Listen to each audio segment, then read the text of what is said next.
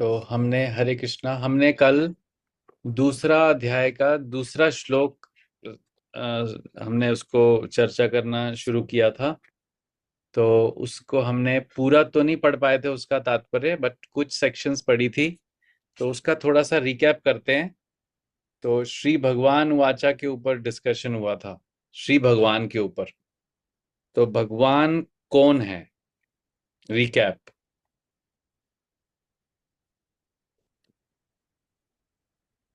Yes, please अपना phone का button दबाइए, माइक अनम्यूट करने का, कैमरा ऑन कीजिए और मेडिकल कॉलेज से दिखा दो। हाँ कॉलेज जी। से दिखा सकते हैं, दिखा दो। अरे अच्छा 1.5। नहीं नहीं, म्यूट करने के बाद आपका पैरेलल कुछ चल रहा है। हाँ जी, कौन बताएगा?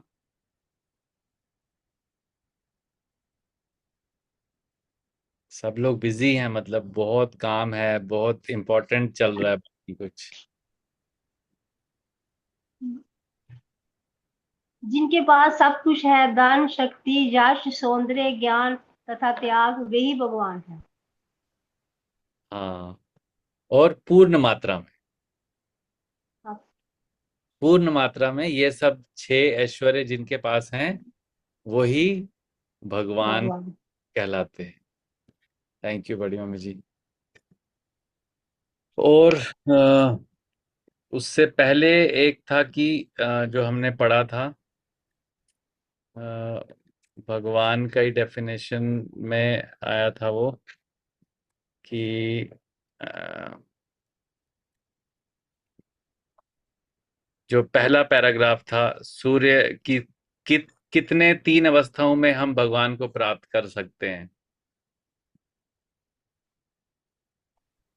कौन सी तीन अवस्थाओं में हरे भगवान? कृष्ण। हाँ जी। ब्रह्मा, ब्रह्मा, परमात्मा और स्वयं भगवान श्री कृष्ण। हम्म। थैंक यू अनीता माता जी। अब ये जो ब्रह्म, ये ब्रह्मा के बदले इसको ब्रह्म कहा जाता है। ब्रह्म, ब्रह्म ज्योति।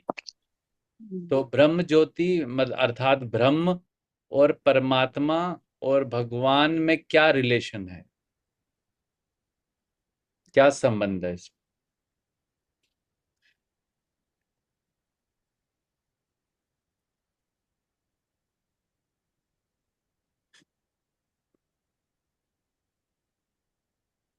ये तात्पर्य के पहले पैराग्राफ में लिखा हुआ है।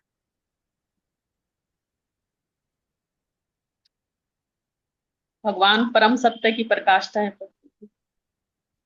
हम्म।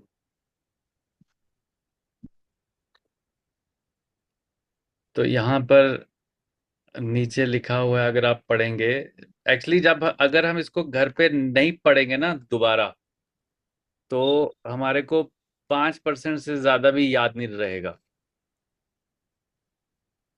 5% क्या, 2% से भी ज्यादा याद नहीं रहेगा। तो ये बड़ा इंपॉर्टेंट है कि जो हम यहाँ 15-20 मिनट डिस्कस करते हैं उसको घर में भी पढ़ना पड़ेगा। सुबह उठ के एटलीस्ट 5 मिनट लगते हैं, ज्यादा नहीं लगता है। जो हम 2-3 पैराग्राफ पढ़ते हैं, बस उसको एक बार दोबारा पढ़ना है, तो उसी से कुछ फायदा होगा। अदरवाइज हम इतना टाइम स्पेंड करते हैं, तो यहाँ पे सुनेंगे, डिस्कस करेंगे, और फिर अगले दिन सेम टाइम तक हमें कुछ भी माइंड में याद नहीं आएगा। तो यहाँ बता रहे थे कि जो जैसे सूर्य का प्रकाश और सूर्य का सतह जो है, वो उसका सूर्य लोक का ही, वो का ही अभिव्यक्ति है, उसी का एक्सपेंशन है। ऐसे ही ब्रह्म और जो परमात्मा है, उसका उद्गम भी भगवान ही है स्वयं। तो यहाँ लिखा हुआ है, हमने जहां लास्ट फिनिश किया, अतः कृष्ण आदि भगवान परम सत्य परमात्मा तथा निर्विशेष ब्रह्म दोनों के उद्गम है। हमने यहाँ पे कल फिनिश किया था। याद आ रहा है आपको थोड़ा? ठीक है। तो हम आज बस ये श्लोक एक बार फिर से पढ़ेंगे, इसका श्लोक और इसका मीनिंग, और फिर आगे से अनुवाद जहां से हमने खत्म, जहां पे कल छोड़ा था वहां से पढ़ें। हरे कृष्णा। तो सेकंड चैप्टर का दूसरा श्लोक आप निकाल सकते हैं। श्री भगवान उवाच श्री भगवान उवाच तत्त्वा कल्मषम् इदम् सत्वा कश्मलम् इदम् विस्मे समुपस्थितम् विस्मे विस्मे समुपस्थितम् समुपस्थितम् अनार्यजुष्टम् अस्वर्गम् अनाद्य जुष्टम स्वर्ग स्वर्गम् अकीर्तिकरम् अर्जुन। कीर्ति अकीर्तिकरम् अर्जुन। भगवान ने कहा, भगवान ने कहा, श्री भगवान ने कहा, श्री भगवान ने कहा, हे अर्जुन, हे अर्जुन, तुम्हारे मन में ये कल्मश आया कैसे?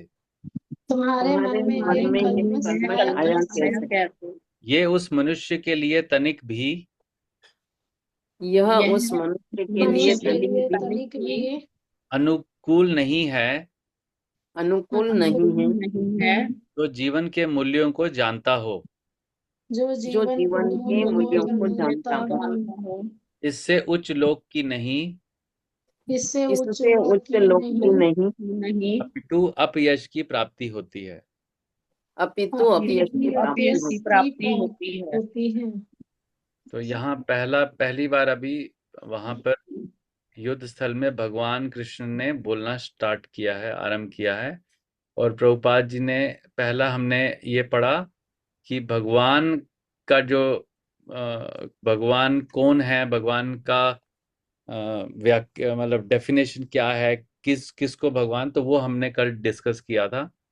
तो उसके आगे हमें यहाँ से पढ़ना है, भगवान की उपस्थिति में यहाँ से पढ़ना है। तो आप में से कौन मैं इसको शेयर करता हूँ।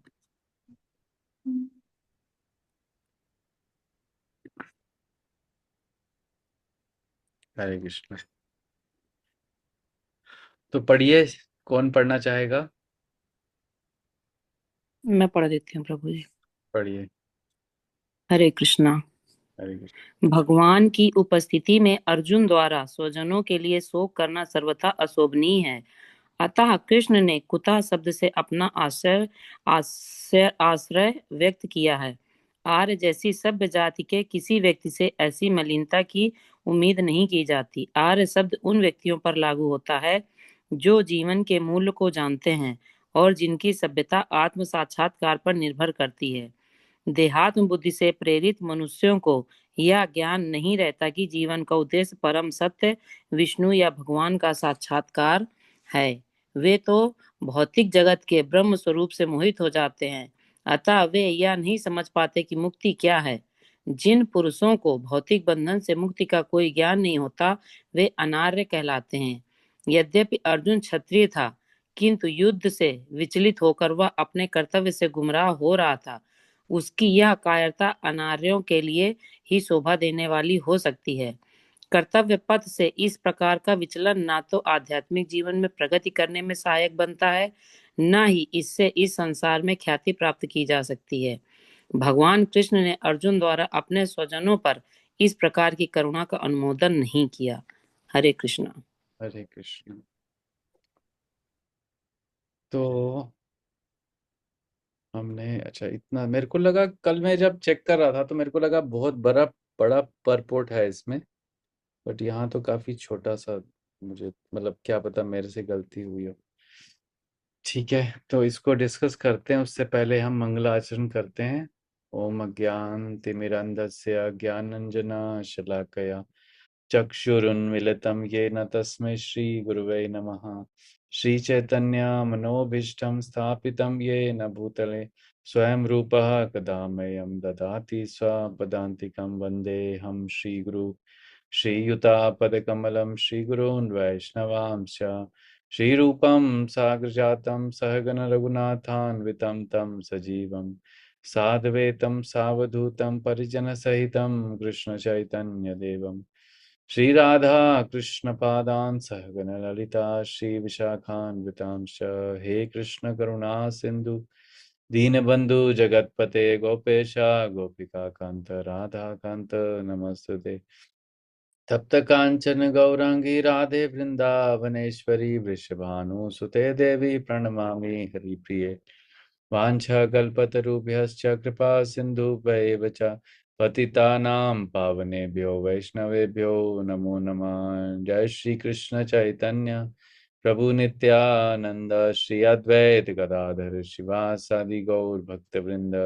हरे कृष्ण कृष्ण कृष्ण हरे हरे, हरे राम राम राम हरे हरे। नमो विष्णुपदाय कृष्ण पृष्ठाय भूतले श्रीमते भक्ति वेदांत स्वामी इति नामिने। नमस्ते सरस्वते देवे गौरवाणी प्रचारिणे निर्विशेष शून्यवादी पाश्चात्य देश तारिणे। श्रील प्रभुपाद की जय, गुरुदेव की जय। तो हरे कृष्णा। तो यहाँ पर अगर हम श्लोक का टोन देखते हैं तो वहां अब प्रभुपाद जी श्लोक पे आ रहे हैं। तो जैसे यहाँ बोलते ना, हे अर्जुन, बड़े आश्चर्य से पूछ रहे हैं तुम्हारे मन में ये कल्मश आया कैसे। मतलब जब अर्जुन ने ये सब बोला कि मैं युद्ध नहीं करूंगा, मेरे हाथ कांप रहे हैं, मुझे पसीना आ रहा है, और वो बैठ गए अपने ये रथ पे, और जब उन्होंने ये बोल रहे हैं कि मैं युद्ध नहीं करूंगा, तो तब भगवान को आश्चर्य हुआ और उन्होंने बोला, हे अर्जुन, तुम्हारे मन में ये कल्मश आया कैसे। ये उस मनुष्य के लिए तनिक भी अनुकूल नहीं है जो जीवन के मूल्यों को जानता हो। इससे उच्च लोक की नहीं अपितु अपयश की प्राप्ति होती है। तो यहाँ पे जो अनार्य शब्द है, आर्य जो शब्द है, आप इसमें एक श्लोक में आप देखेंगे ना, लिखा है कि अनार्य जुष्टम अस्वर्ग्यम। तो यहाँ अनार्य जो प्रभुपाद जी यहाँ वर्ड मीनिंग में दिया है, वे लोग जो जीवन के मूल्यों को नहीं समझते। तो और अस्वर्ग्यम, अनार्जुष्टम अस्वर्ग्यम, तो जो लोग अपने जीवन के मूल्यों को नहीं समझते हैं, उनके साथ क्या होता है, उच्च लोगों को जो ना ले जाने वाला, मतलब ऐसा कार्य जो हमें ऊपर के लोकों में नहीं लेके जाता है, लेकिन हमें क्या मिलता है, अकीर्ति। अकीर्ति कर कर्म अर्जुना, तो उससे अकीर्ति अपयश की प्राप्ति होती है और व्यक्ति नीचे के लोक में जाता है। तो अब इसमें वापस आते हैं, तो अब इसको डिस्कस करेंगे। तो अभी बता सकते हैं कि क्या इसमें से समझ आता है, क्या क्या भगवान क्या उपदेश दे रहे हैं अर्जुन को। यहाँ उसको डांट रहे हैं या आश्चर्य में हैं, उनको लग नहीं रहा था कि अर्जुन जैसा व्यक्ति ऐसा बोलेगा। क्या मैसेज दे रहे हैं यहाँ।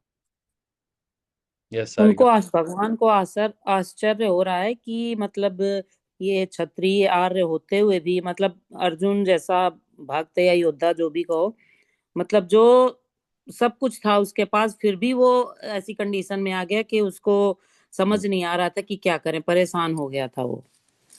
तो भगवान भी मतलब वही सोच रहे थे कि इसको मतलब हुआ क्या, ये इसके मन में ये विचार आया कैसे। हाँ, वो एक्सपेक्ट नहीं कर रहे थे। सो भगवान कृष्ण उनका ऐसा नहीं था कि वो एक्सपेक्ट नहीं करते कि अर्जुन जैसा व्यक्ति ये सब कुछ बोलेगा। युद्ध स्थल के बीच में खड़ा है और अभी आंखों से आंसू निकाल रहा है, उसका शरीर गर्म हो रहा है, पसीना आ रहा है, और उसके बाद बोल रहा है कि मैं युद्ध नहीं करूंगा, और रो रहा है। मतलब जैसे वो था ना, एक बहुत ही मतलब मोह से ग्रहित व्यक्ति है वो, बिल्कुल मतलब जैसे रोता है, मेरा वो चला गया, मेरा वो चला गया, ऐसे ऐसे जैसे रोते हैं लोग।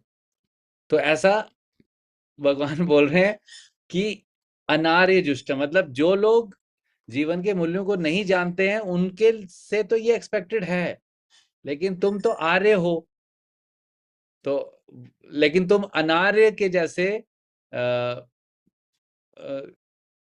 की तरह बात कर रहे हो कि जो व्यक्ति अपने जीवन के मूल्यों को नहीं जानता वैसे व्यक्ति की तरह बात कर रहे हो। तो यहाँ पर भगवान का जो वध है, कुतः मतलब कहाँ से, कहाँ से आया। जैसे होता है ना, टीचर का भी कुछ डांटता है, जैसे कोई बड़ा होता है तो वो बोलते हैं भाई ये, जैसे दोस्त आपस में बात करते हैं तो कैसे होता है, भाई तू ये कब से ये कुछ करने लगा, ऐसा होता है ना आपस में जो क्लोज फ्रेंड होते हैं। जैसे कोई मान लो 20 साल बाद दोस्त मिले और एकदम से उसने देखा कि सामने वाला मेरा दोस्त एकदम हाथ में माला लेके बैठे, अरे ये क्या हो गया, कब से तू बाबा बन गए, होता है ना ऐसे। तो ऐसे ही भगवान को यहाँ पे आश्चर्य हो गया कि भैया ये अर्जुन मेरे साथ बचपन से मेरे साथ रहा है, हमने बचपन से हमने खेला है, साथ में रहे हैं और हमने साथ में इतना कुछ किया है इसने, और ये इतना महाबाहु है, इसने शिव जी से भी युद्ध किया है, इंद्र से भी युद्ध किया है, कहाँ कहाँ पर ये इतना बलशाली है। और अभी 30-35 मिनट पहले तक तो ये इतना कुछ बोल रहा था कि अभी हाँ हम तो अपना राज्य तो हमें चाहिए ही चाहिए, और अब इसको हो क्या गया है। तो इसलिए आश्चर्य हो रहा है उनको। हम जिसको ज्यादा जानते हैं वो अगर कुछ थोड़ा सा भी गड़बड़ करता है तो हमें कितना आश्चर्य होता है ना। ऐसे दुनिया में इतने लोग गड़बड़ करते हैं लेकिन हमें उससे कुछ फर्क नहीं पड़ता, क्योंकि हम जिसको जानते हैं कि ये ऐसा कभी कर नहीं सकता और वो अगर ऐसा करता है तो हमें आश्चर्य होता है। तो यहाँ पर ये आश्चर्य जो व्यक्त कर रहे हैं भगवान, इससे ये भी पता लगता है कि श्री भगवान और अर्जुन में कितना क्लोज रिलेशनशिप था। तभी तो आश्चर्य आएगा ना, अदरवाइज आश्चर्य का कोई मतलब नहीं बनता। अगर कोई बहुत किसी को क्लोज जानता नहीं है और उसकी क्वालिटीज उसके गुण को अच्छे से जानता नहीं है, तब तक आश्चर्य का कोई सवाल नहीं उठता। तो आर्य व्यक्ति कौन से होते हैं, जैसे हमने रामायण में देखा है ना, तो महाराज दशरथ बोलते हैं आर्य सुमंत, याद है ना, आर्य सुमंत। तो आर्य मतलब जो जो हम हमने हिस्ट्री में भी पढ़ा होगा स्कूल में, आर्यंस आर्यंस जो थे। तो जो आर्यन लोग थे वो सबसे श्रेष्ठ, मतलब ह्यूमन बीइंग्स में, मनुष्यों में सबसे जो सर्वश्रेष्ठ गुण वाले व्यक्ति होते थे उनको बोला जाता था आर्य। तो वो उनका ओरिजिन वैदिक काल से था, लेकिन अभी जो अगर आप मॉडर्न हिस्ट्री पढ़ोगे तो उसमें ऐसा बताया जाता है कि जर्मन लोग जो थे, फ्रेंच जर्मन ये सब, तो उस समय हिटलर और ये सब काफी सारे फिलोसफर, इंग्लिश फिलोसफर हुए। तो उन्होंने ये डिक्लेयर किया कि जो आर्यंस थे उनका जो ओरिजिन था वो यूरोप से था और वहां से वो लोग इंडिया आए थे। तो इसलिए इसलिए ये ब्रिटिशर्स ने इंडिया को अटैक किया था और यहाँ से नालंदा यूनिवर्सिटी और जो ये दूसरी बड़ी बड़ी यूनिवर्सिटीज थी पहले, वहां से सारे जो हमारे ग्रंथ थे, जो वेद पुराण और सारे वेदा थे, अलग अलग नीति शास्त्र, ये सब जितने भी टेक्नोलॉजिकल एडवांसमेंट वाले जो वेदास थे वो सारे चुरा के वो जर्मनी लेके गए, यूरोप लेके गए। और क्योंकि उनको उनको उनके लीडर ने बोला कि we are Aryans, we are the top most race of human being, हाँ, तो आर्यंस। तो उसके बाद हिटलर जो थे, इसी के बेसिस पे हिटलर का जो फिलॉसफी था कि जर्मन्स को छोड़ के पूरे विश्व में कोई और रेस नहीं होनी चाहिए। हिटलर की फिलॉसफी क्या थी, सिर्फ दुनिया में रहने के योग्य कौन सी रेस है, जर्मन्स।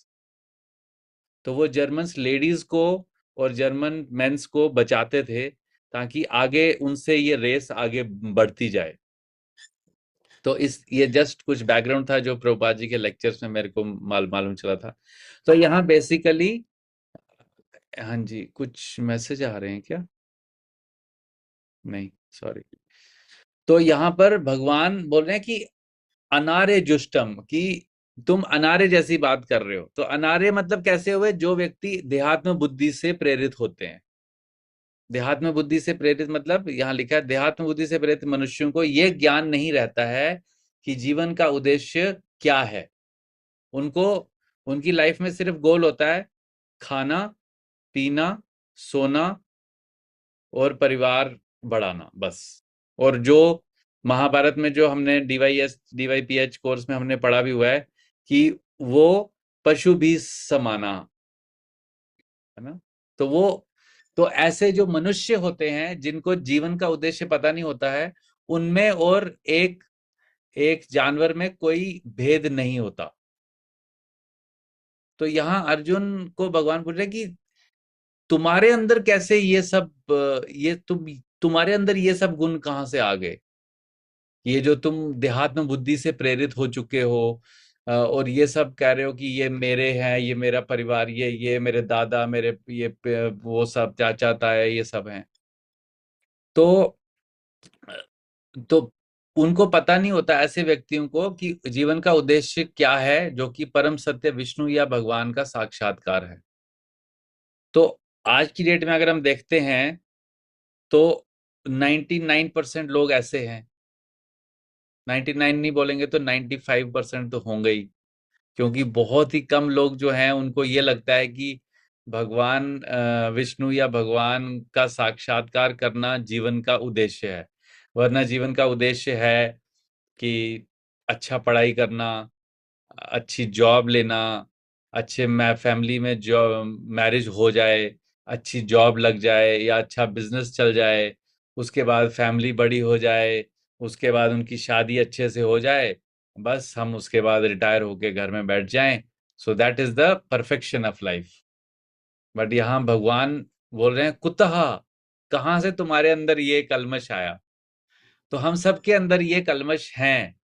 तो भगवान हमसे भी बहुत आश्चर्य में है कि ये मेरे ही अंश हैं, लेकिन ये देहात्म बुद्धि से प्रेरित हो चुके हैं और ये अपने जीवन का लक्ष्य भूल चुके हैं, है ना। जिन पुरुषों को भौतिक बंधन से मुक्ति का कोई ज्ञान नहीं होता, वह अनार्य कहलाते हैं।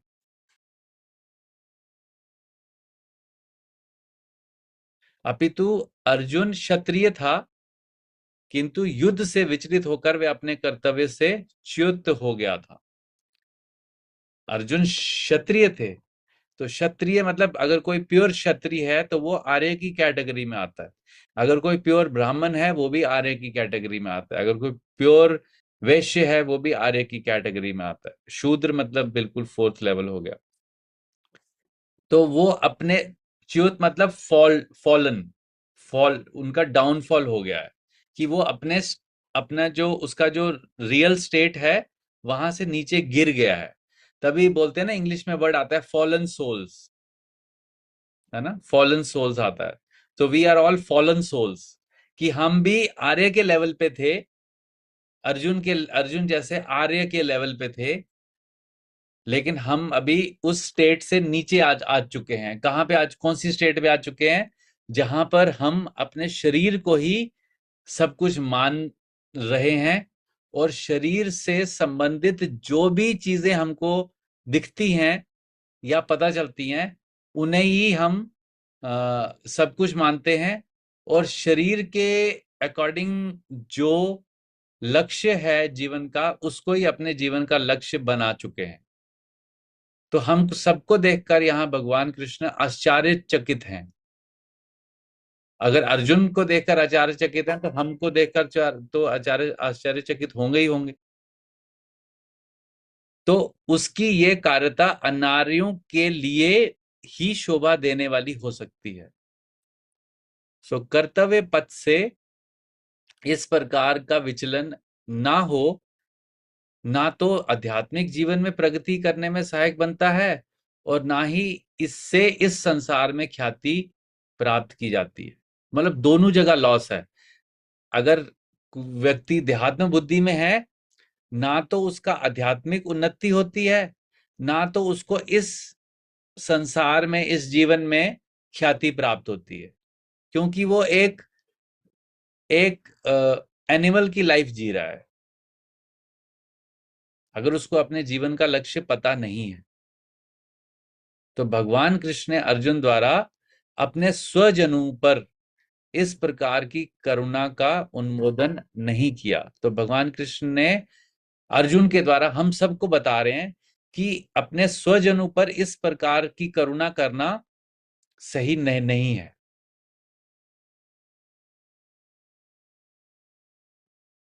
तो क्या मैसेज इससे निकल के आता है, थोड़ा डिस्कस करते हैं 2 मिनट। तो भगवान का पहला श्लोक है, भगवान पहली बार बोल रहे हैं यहाँ कुछ। कल जो हमने पढ़ा था वो भगवान का डेफिनेशन है, ये असली में श्लोक का जो मीनिंग है वो है। तो क्या क्या मैसेज हमें मिल रहा है? भगवत गीता का फर्स्ट श्लोक है जो भगवान कृष्ण बोल रहे हैं, उससे हमें वो स्टार्टिंग में ही क्या क्या एक्सपेक्टेशन सेट कर रहे हैं वो यहाँ पे।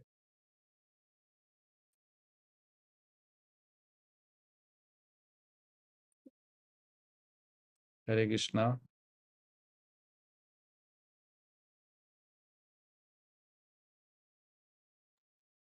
हरे कृष्णा प्रभु जी, लेकिन कहते हैं कि हर एक इंसान में भगवान है, भगवान का अंश है हम सब। तो फिर ये मतलब कहाँ से हुआ कि चलो वो युद्ध करने जा रहे हैं तो वो भी तो भगवान के अंश हैं, उसमें सबने तो गलत नहीं किया था, किसी ने गलत किया, किसी कोई साथ दे रहा था। तो मतलब कैसे उनका मतलब उनके उनके साथ युद्ध करना सही था या गलत था? हमने इसको पहले डिस्कस किया है, बट शॉर्ट में अभी फिर से इसको री एम्फेसाइज करते हैं। अगर कोई व्यक्ति अधर्मी है, एक व्यक्ति अधर्म कर रहा है और उसके साथ 1,000 लोग उसका साथ दे रहे हैं, तो उनको भी शास्त्र की दृष्टि से उतना ही दंड मिलता है जितना उस व्यक्ति को मिलता है जो अधर्म कर रहा है। तो यहां पर इस कुरुक्षेत्र के युद्ध से पहले जो जो अधर्म हो सकते थे वो सारे हुए, जो हमने फर्स्ट चैप्टर में पढ़ा, 6 आताताइयों वाला, अगर आपको याद होगा, वो सारे 6 तरीके के अधर्म हुए। और उस समय जो वहां के राजा और जो मेन जो व्यक्ति थे जो उसको रोक सकते थे, उन्होंने नहीं रोका। तो इसीलिए वो सभी उन 6 अधर्मों के भागीदार हुए। इसीलिए अगर कोई व्यक्ति अधर्म का साथ देता है या अधर्म करता है, तो अगर हम उस व्यक्ति के प्रति उस व्यक्ति के प्रति अगर करुणा दिखाते हैं, तो हम अनार्य कहलाते हैं।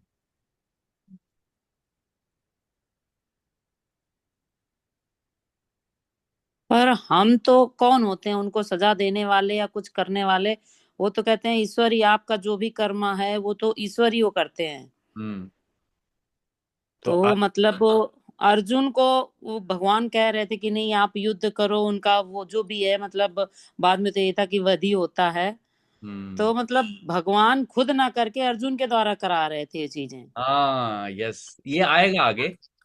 तो भगवान ने ऑलरेडी भगवान ने अपनी तरफ से जो जो उपाय करने थे इस युद्ध को रोकने के लिए, वो कर चुके थे। वो शांति दूत बन के भी गए, उन्होंने उनके साथ बहुत सारे संवाद भी किए कि युद्ध ना हो। उन्होंने बोला कि तुम्हें इंद्रप्रस्थ नहीं देना है तो 5 गांव दे दो।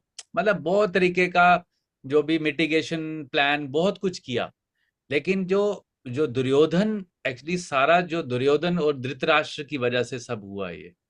तो दुर्योधन जो था वो ऐसा व्यक्ति था कि वो भगवान का डिसरिस्पेक्ट करता था। मतलब वो अपने आप को भगवान से ज्यादा बड़ा मानता था। तो अब भगवान ने बोला कि देखो अर्जुन, दुर्योधन तो धर्म का साथ नहीं दे रहा है। अब दुर्योधन का साथ देने वाले जितने आएंगे, जो दुर्योधन का साथ देंगे, तो नेचुरली वो लोग, अगर कोई अधर्मी व्यक्ति का साथ दे रहे हैं, तो वो भी उसी कैटेगरी में आ गए। तो उन्होंने फिल्टर आउट कर दिया।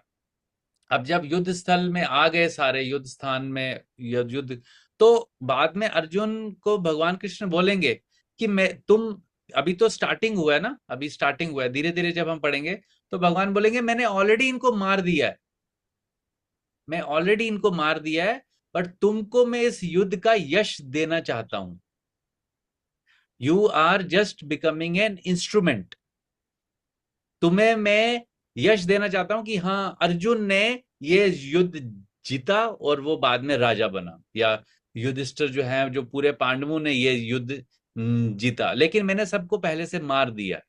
और वो जब विराट रूप दिखाते हैं भगवान, तो वहां पर अर्जुन देखते हैं कि जितने लोग वहां युद्ध स्थल में खड़े हैं, दोनों पांडवों की साइड में और कौरवों की साइड में, 5 पांडवों को छोड़कर, वो सारे भगवान के मुख में ऐसे जा रहे हैं जैसे वो कोई दांत के नीचे दबाया जा रहा है, कोई कहीं। तो वो ऑलरेडी, वो अर्जुन ने पहले सब कुछ देख देख लिया, लेकिन अभी एकदम बिगनिंग स्टेज है, अभी भगवान ने फर्स्ट ही बोलना शुरू किया है।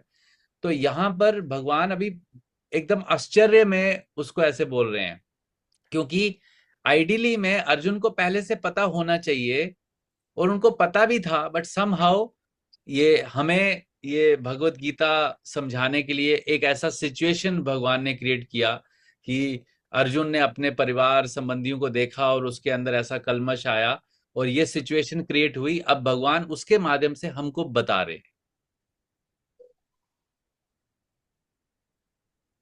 है ना। ठीक है, और किसी का कोई पॉइंट? बीच में आई थिंक माइक, एक और माइक ऑन हुआ था। ठीक है, ठीक है, तो ये दूसरा श्लोक आज हमने इसको फिनिश किया। तो बेसिकली इसका जो हम लर्न टीचिंग लेके जा सकते हैं कि हमें हमारे लाइफ के पर्पस को, गोल को हमेशा उसी पे फोकस रह के हमें अपना लाइफ को जीना चाहिए।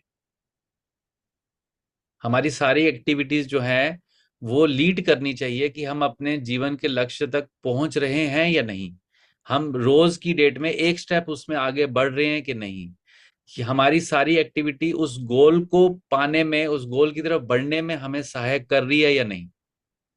तो अगर हम ऐसा करते हैं तो हम आर्य कैटेगरी में आते हैं, द हाईएस्ट ह्यूमन बीइंग, जिनको कि अपने जीवन का उद्देश्य, लक्ष्य पता है। अदरवाइज हम अनार्य में आते हैं, और अनार्यों के लिए भगवान ने यहां पर बोला था कि उनको क्या होता है, अपयश की प्राप्ति होती है। इस लोक में अपयश की प्राप्ति होती है, और इस जन्म के बाद में उनको नीचे के लोकों में जाना पड़ता है। तो दोनों उसमें नेगेटिव, दोनों नेगेटिव, दोनों बैड, मतलब दोनों जो उसके रिजल्ट हैं वो नेगेटिव ही हैं। तो इस तरीके से हम इसको समझ, ये टीचिंग हम लेके समझ सकते हैं। ठीक है, तो आज यहीं रुकते हैं। हरे कृष्णा।